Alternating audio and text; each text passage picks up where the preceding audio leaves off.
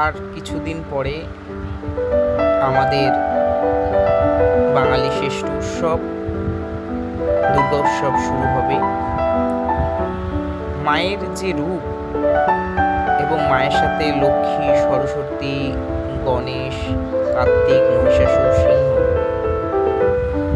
আছে, এই মূর্তি প্রতিরূপ কিভাবে এলো তা আজ তুলে ধরা হলো আপনাদের সামনে। মা আদ্যাশক্তি মহামায়ার যে রূপ আমরা পুজো করি বাঙালিরা, তা আমাদের ঘরের মাতৃশক্তিকে কেন্দ্র করেই এই মূর্তিটি শাস্ত্রকাররা গড়ে তুলেছেন। মার 10টি হাত, অর্থাৎ মা দশভুজা।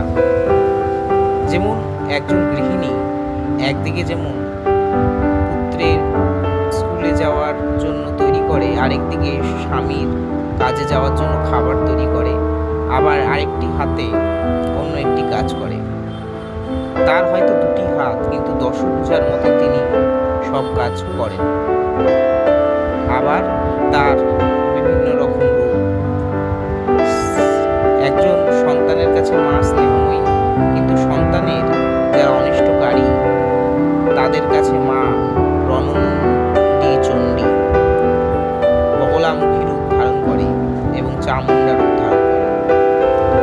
আবার মায়ের কাছে কিন্তু কেউই ফেলনা নয়, সকলেই মায়ের আপন। তাই তো মা সিংহের উপরে দাঁড়িয়ে রয়েছে। আবার তার একটি হাতে সাপও দেখা যায়। আবার তিনি পদ্মফুল হাতে নিয়ে রয়েছেন। লক্ষ্মী, গণেশ, সরস্বতীও তার সঙ্গে পূজিত হন, কারণ বলা হয় এই সময় মা বাপের বাড়ি আসেন। যে আমরা দেখেছি মারা যখন বাপের বাড়ি যান তখন তার সন্তানদের নিয়ে সঙ্গে করে যান।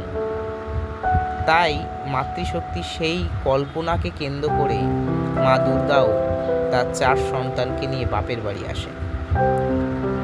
নবপত্রিকা শুধুমাত্র 9টি গাছের সমাহার নয়, যা আমাদের শেখায় বাস্তুতন্ত্রের প্রয়োজনীয়তার কথা, ভেষজ গুণের কথা।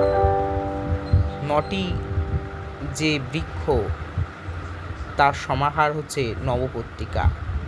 কলা, হলুদ, জয়ন্তী আরও প্রভৃতি।